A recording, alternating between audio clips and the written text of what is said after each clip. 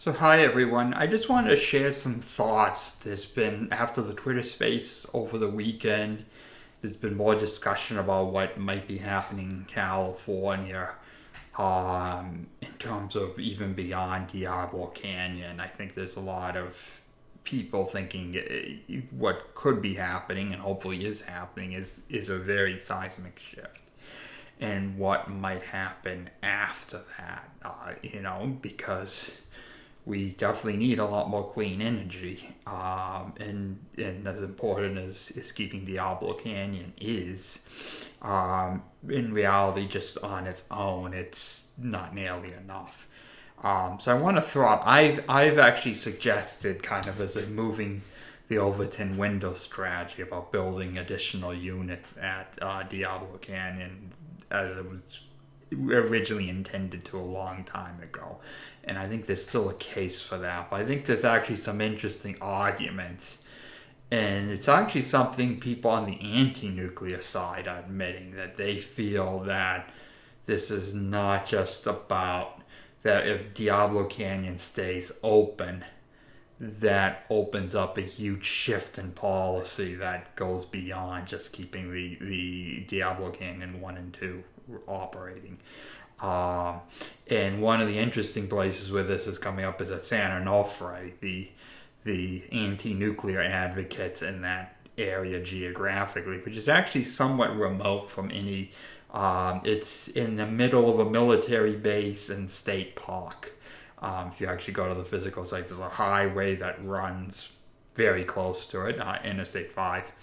But the nearest residents actually don't live any closer than I think 3.5 miles away, except for people in military housing on Camp Pendleton. But there's definitely concern. You definitely see the anti-nuclear advocates in places like San Clemente, San Juan Capistrano on the internet saying we gotta fight Newsom on Diablo Canyon, because if he gives in on Diablo Canyon, the pro-nuclear advocates will be back down here proposing to rebuild San Onofre. And I actually think it's an interesting. I'll point out a couple of things. This might sound like trying to bring back Indian Point from the dead. I actually think if we are successful in California, and I think we might be, if you actually look at this from a national standpoint, uh, New York State has basically, in two separate generations of politicians, killed off two perfectly good nuclear power plants. It's not just Indian Point, it's Shoreham, which was under Mario Cuomo, father of Andrew Cuomo. They've done this twice. Um, the more you look at the situation in New York, I give all credit in the world for people who are trying to advocate nuclear power in New York State. Um, as an investor, I would have a very hard time investing in new nuclear the way they have dealt with. And I mean, this isn't. We can discuss what happened at San Onofre. In the 2012-2013 period, but there was at least some technical justification for shutting the plant down. There never was. I mean, they New York killed two perfectly fine plants at Indian Point and at Shoreham. And I don't think that legacy is going to be undone anytime soon. You would have to have a group of politicians admitted they made a totally wrong decision. New York is essentially in the category with Germany, in my opinion. I think people associate Germany and California in terms of energy policy. But if Newsom reverses, and I think there's some reasons for that, which I might explain on Diablo. Um, California, I mean, New York State and Germany look a lot more alike in terms of just willful destruction of perfectly good assets for crass ideological reasons. So if I was thinking this through and thinking about, like it or not, New York and California both being very culturally influential states. I think California in some ways is probably more influential, more of a trendsetter in the country, whatever your politics on, whether you wish that to be the case or not. Um, I think what happened. I think San Onofre is songs, what used to be called. I think there's some interesting aspects going on there that in a world where Diablo Canyon is relicensed after 2025. One is the Secretary of Grand Home was out in California at the decommissioning site at Songs with the president of Southern California, Edison.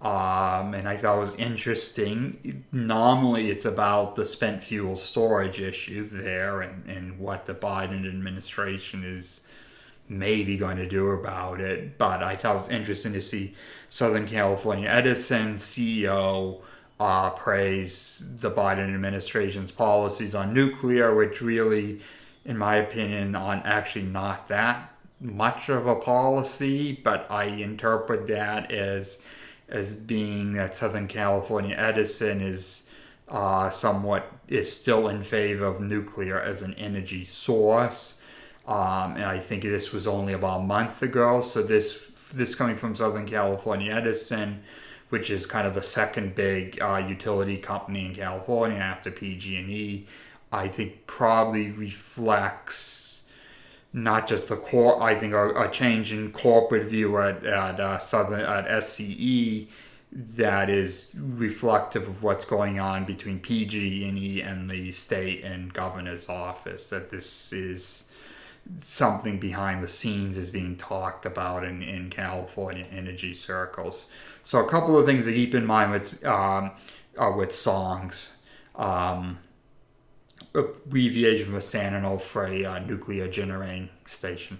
One is it's actually in a Marine Corps base, Camp Pendleton, so it's actually on federal land, leased from the Department of the Navy. It was built.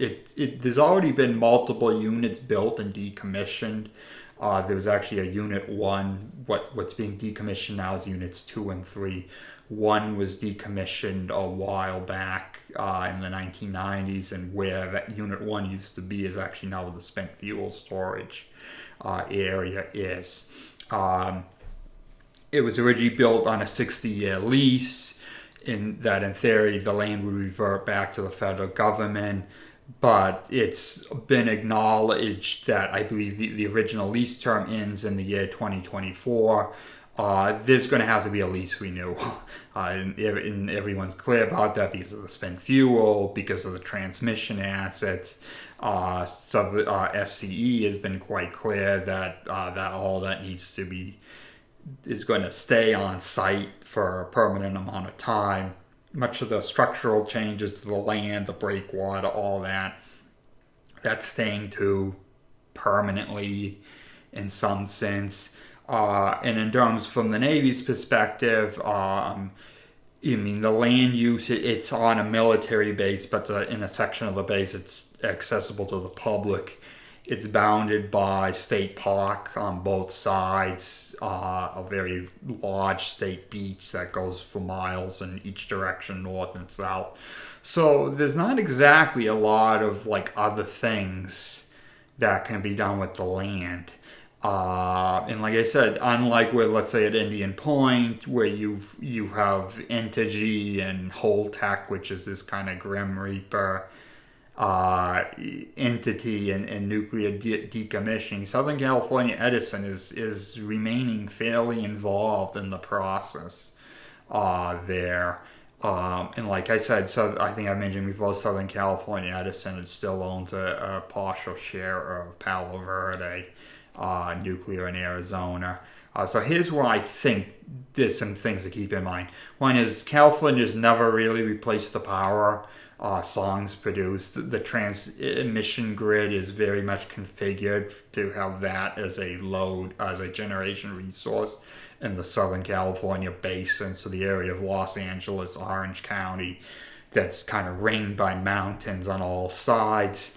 There's been significant issues where you've had like 100% renewables, people saying we want to grid 100% renewables, and then you actually hear people in the utility industry saying, well, we can't do that in Southern California. We need some type of firm generation power within the Los Angeles Orange County basin, which is increasingly met by some very old so-called clunker steam-fired natural gas power plants.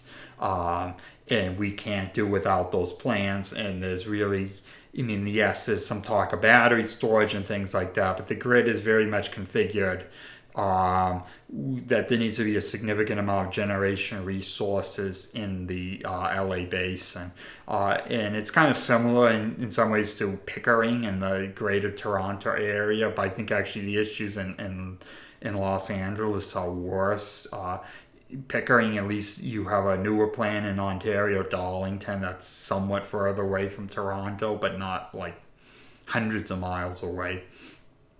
So California's still missing the power that songs produced. You look at any type of new nuclear facility worldwide. Vogtle is kind of the exception. Most nuclear plants are being built on the oceans, on coastline. I'm not an expert on necessarily the engineering of one versus the other, but that's whether it be in the UAE and Finland and France and Britain, they're being built on coastlines with modernized, but still basically the same once-through cooling system we've been fighting about at Diablo Canyon all these years. You know, we're building new nuclear plants in the UK that use a more sophisticated system, but nonetheless the same technology of taking ocean water, and they're intended to last for 60 to 80 years from now. That's, you know, and they're under construction right now, and it's costing a lot of money. So I think there are a couple of things, again, with songs. One is, so in the decommissioning process is going to start to accelerate over, let's say, the next 6 or 7 years. There'll be a lease renewal process with the military that has to occur because first they're not finishing the decommissioning process before the lease expires in 2024. I believe there's also a lease with the state park that's on each side between them and the military. So there's going to be, in, you know, the 2024, 2025, 2026 period, maybe a little bit sooner, there's going to be a lot of negotiation between the Department of the Navy, California representing the state park, and Southern California Edison on what the land is done. And I think with the existence of the state park, I don't see that being turned into some type of military use. It's just, I don't think the military is going to force the state park out. It's a very large military base. It's a kind of very popular politically because it's a growth buffer. Essentially, it's a very large area of undeveloped land on a very populated coast of California. In reality, it's kind of probably San Onofre is the most logical site for a new nuclear plant when you look at from the perspective of almost all plants being built worldwide now, other than the SMRs, are all being built on the coasts. It's undeveloped coastline. It's kind of the biggest stretch between, let's say, where Diablo Canyon is and the Mexican border. And there's already a nuclear plant being disassembled and an NRC license, and we've studied the seismology of the area just as much as we've studied around Diablo Canyon. If we somehow chose some other place in coastal California, we would have to do a huge amount of seismic studies. It just doesn't make sense. And California has a water shortage, so between the fact we need more baseload generation in the LA basin, there's a water shortage in California, so we're trying to find ways of using ocean water, not fresh water. And in addition to all this, we have the wildfires issue, which is going to require a huge amount of hardening and upgrading and undergrounding of distribution and transmission. The idea that you would, let's say, build a new nuclear plant somewhere around Fresno and then build a huge amount of transmission at the time where the state already has to build a huge amount of transmission for safety and wildfire reasons. And that also factors into the situation around the LA basin. There's a lot of transmission that feeds power into the area around Los Angeles through the mountains. But that's all in areas where there's wildfires and increasing amounts of wildfires. And you have situations where those power lines need to be turned off because there's high wildfire risk or wildfires in the area. And then, well, where does LA and the surrounding area get its power if it has it? You can't build enough solar panels and wind farms in Los Angeles itself. Most of these 100% renewable plans are all increasingly about building renewable resources outside of California and other parts of the western U.S. and then shipping the power to California. And I'll mention, especially with regard to Southern California, the different utility buyers or load-serving entities in Southern California still buy a lot of coal power from outside the state. There's long been no coal power plants within California, but you have utilities in Southern California that are buying fairly large amounts of coal power from out of California, something they acknowledge.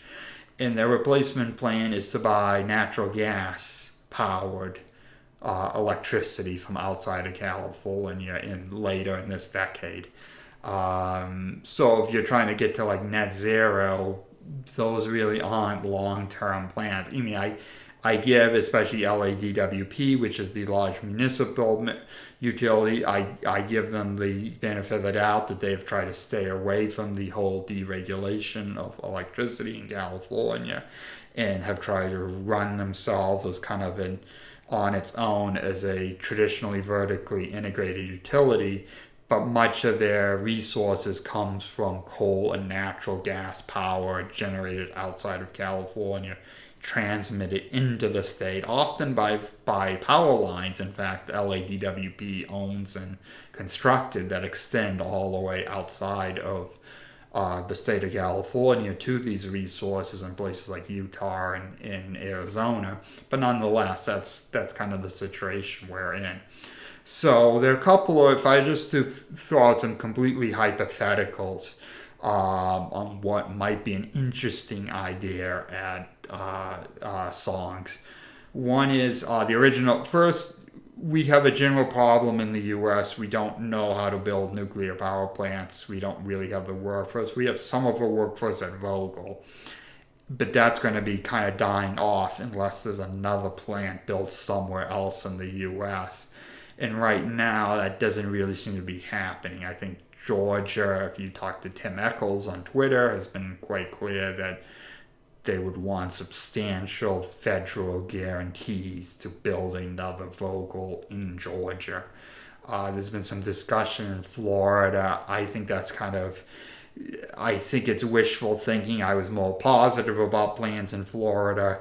But the main utility in Florida, Florida Power and Light, its parent company is called NextEra.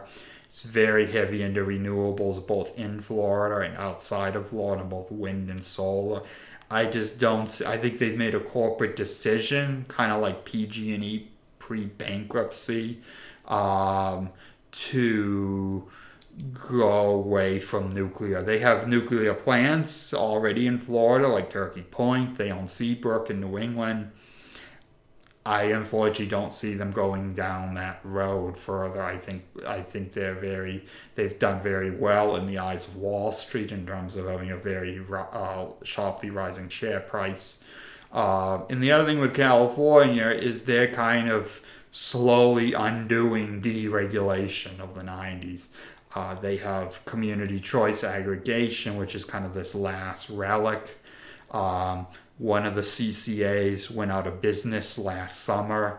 Another one had severe financial difficulty last summer, as in missing payments to their suppliers that they needed to purchase electricity from on the wholesale market for months, and having to get a loan essentially at a very high interest rate to stop themselves from going out of business.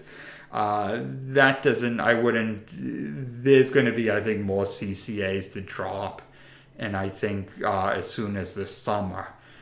Which is kind of another reason, again, going back all the way to Diablo Canyon in the beginning. From a political standpoint, it's not a great time period for Newsom to be having this waiting period, whether he's going to make a decision in favor of nuclear or not nuclear in like the early to middle July.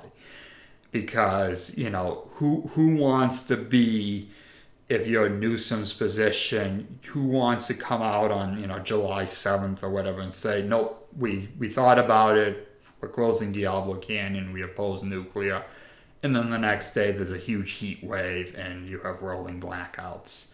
That's just not a good. If you want to make a decision against reliability where there's where a lot of people, I think as the polling is showing, a majority of people in California support keeping Diablo Canyon and associate it with having reliable electricity and consider reliable electricity important, which there is definitely a contingent of anti-nuclear advocates that don't care about that. I think if you listen to the KQED show they did the other day about Diablo, there were people calling in who were anti-nuclear and said, I'd rather have rolling blackouts than have nuclear power. Or, I'm flying on vacation from Mexico and I see all these lights in the Los Angeles area. Why are so many people turning on outdoor lighting and can't we just turn them all off? This is from someone who's, not everyone in like Los Angeles has the money to fly on vacation to Mexico.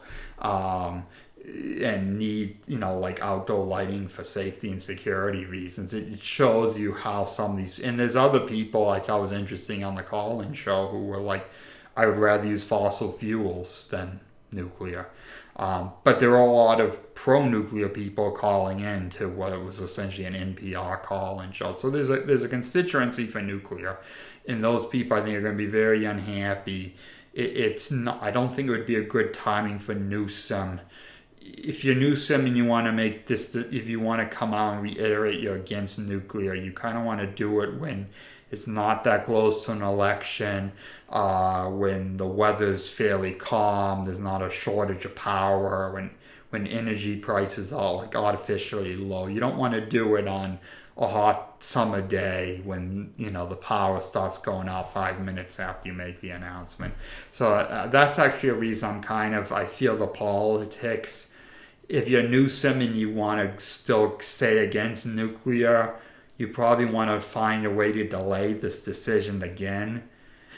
But the thing is, I think as there's been a building up of groups like Mothers for Nuclear and Californians for Green Power, I'm not sure another delay it might suit Newsom. But if you look at past the climate in California, if you look at the power prices this week, compared to last week during the day, they've gone way up, the wholesale prices. They used to be as recently as last week in the state of California. You had negative prices during periods of high solar penetration and kind of the mid-morning to late afternoon, and then you would see a spike up as the solar goes down and you have to fire up all the gas plants. This week you're seeing high prices throughout the day as the AC's cranked up. First week here in June, that surplus of solar power is being far exceeded by the demand for AC. And that's even true. Even in those dead periods, it's not like it's solar in Diablo Canyon. There's still a good, even when you had like negative prices last week, you still had a good 1,000 to 2,000 of megawatts of natural gas on the grid, plus another 1,000 to 2,000 of imports. So it's not, the solar I think is what it is. But if I was advising Newsom politically between now and November, unless he can somehow push this decision off, I don't even want to. If you push it off to, let's say, September, well, you could still have a heat wave in September. And if you're just trying to delay the inevitable, you're going to come out against nuclear.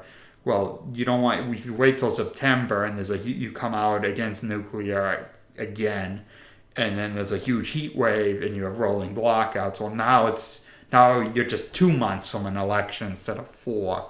So unless you can delay this whole thing till after November, I think he kind of has to go towards the nuclear side politically, and he can couch that into, this is just short term. We're just going to keep Diablo Canyon for another 5 or 10 years. But if you look at where the direction this argument is going, the pro-nuclear side is getting stronger and stronger every year. The anti-nuclear people really needed like Diablo Canyon closed already, and then they could say, well, there's no alternative to 100% renewables, and if we have rolling blackouts, we just got to live with them, and blah, blah, blah. I think the original movement to try to close Diablo Canyon, the 2015-2016 period, it left too much. I mean, from their perspective, you're just saying tactically, I think they left too much time on the clock. And now, there were really hardcore anti-nuclear people back in that time period that didn't like the settlement agreement for this exact reason. They thought this was just leaving time on the clock for pro-nuclear people to come back and fight to reverse the decision. I think what no one quite understood is, I think PG&E has been, you've really had to pull them kicking and screaming to reverse this decision. I think the pro-nuclear side's been much more on the disadvantage. But if you get a reverse, it's a big win. And I think even like Southern California Edison, which is like PG&E, a regulated utility, both PG&E and SDE have left most of their out-of-state businesses. They're just California now. They're just essentially they don't have any merchant assets. They're just whatever California lets them hold as a rate of return regulated asset. They're both regulated companies 100% by the CPUC in California. I think even Southern California Edison sees the way the winds are turning and is at least opening up the possibility that they could say at some point in this decade, well, the original plan for San Onofre, what we really meant back in 2013 is it was cheaper to decommission the plant and then build a new nuclear plant on the same site afterwards than try to keep the old plant running, which I don't think is really what anyone in that 2013-2014 period, I don't think that's anyone's interpretation of what the public statements are. But it is like, there's not like a lot, if they actually came out and said that in the future, it would kind of be hard to disprove it. I don't think you would ever get like politicians say, and the kneecapping of nuclear in New York was so obvious at Shoreham and Indian Point. I don't think you could, it would be much tougher for a politician in New York to it would be a reversal. They would have to admit they were wrong. Whereas Southern California Edison at least has a cover story to say this was our intention all along, that we got to a point with the San Onofre, the units 2 and 3 built finished in 1983 and 84, where it just, the maintenance and all the things we'd have to fix after we put in the steam turbines and the years the plant would be offline, it was just better to decommission the plant, for whatever, it's not going to probably be a 10 or 15 year process, and build a new nuclear plant afterwards, even though California's really needed that power now for about 10 years. But it's a story. The Southern California Edison and the CPUC and whoever's governor in the future, whether it's Newsom in the second term, it's a story they can sell with some type of believability. I think New York, unfortunately, at least in terms of building nuclear power in downstate New York, which a lot of the plus for nuclear is yes, one of the issues in New York is there is a very old AEC ruling. It's before there was an NRC that basically said you couldn't build a nuclear power plant in the 5 boroughs of New York City, that the evacuation issues, et cetera, is just too densely populated to make it safe.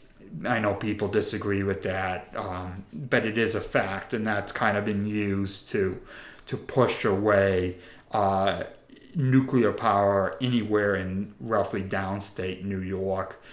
Even though you have plants in places like Pickering, Ontario, which is Pickering, Ontario, and even Darlington, Ontario, far closer to the center of Toronto, and the population density of the Greater Toronto area is much higher than what it is between Buchanan, New York, and Manhattan, or even Shoreham, which is fairly far out on Long Island, and even San Onofre, where yes, you have a park and military base, but once you get 3 miles, 4 miles up the road, you cross into San Clemente, you're in the LA Metroplex all the way up to downtown Los Angeles.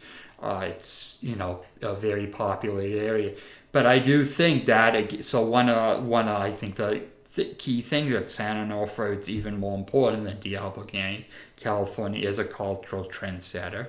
I think probably this area even more than New York. San Onofre is in the second largest media market in the country.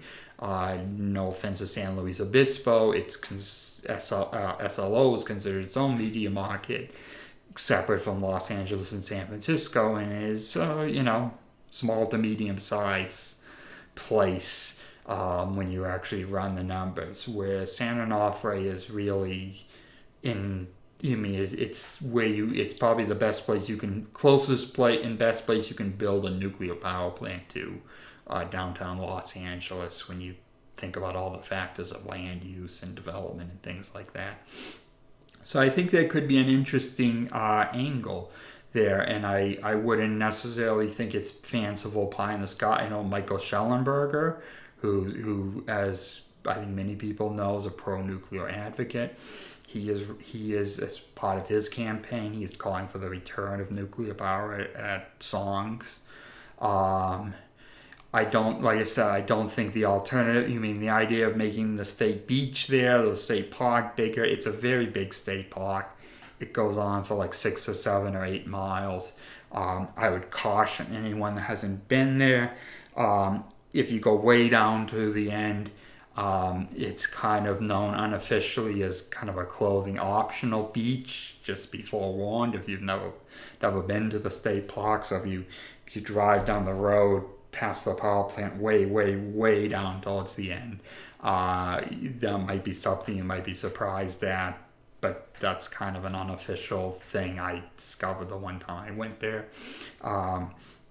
Not that that's kind of something I'm into myself. I just happened to wanted to see the state park in its entirety and found that out. I don't think like turning the little stretch of where the power plant is into more state park or beach, even as someone who's in favor of state parks and beaches, I don't think that would be an efficient use of coastal resources. I actually think the spent fuel thing, and this is where I think what's interesting, where you see anti-nuclear people kind of eating themselves out, because you have some people who desperately want to get rid of the spent fuel, but then, if you successfully and safely remove the spent fuel from a site like Songs, then that kind of proves the spent fuel issue broadly of nuclear power isn't really a problem anymore. So we could safely return to generating more power at that site, and we've now proven we can remove spent fuel safely and successfully. I think the spent fuel issue in the U.S. is, other countries are building a repository. I think that's kind of in the long grass.